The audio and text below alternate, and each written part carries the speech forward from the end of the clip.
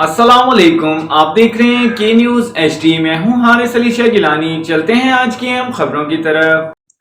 खबरों का सिलसिला आगे बढ़ाते हुए रुक करेंगे साहिवाल का, जहां से रिपोर्ट कर रहे हैं हमारे नुमाइंदे Nadeem Zahoor.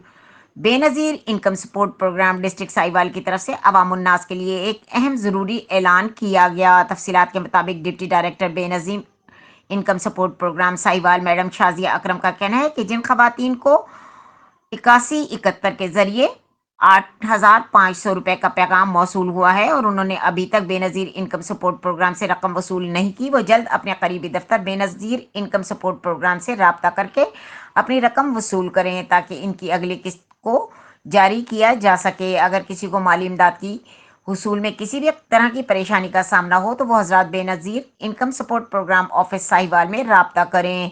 Benazir income support programme की इमदादी रकूम हासिल करने वाली ऐसी खवातीन जिनके बच्चे स्कूल कॉलेजेस में पढ़ते हैं वो अपने बच्चों के बेफॉर्म हमरा लाएं।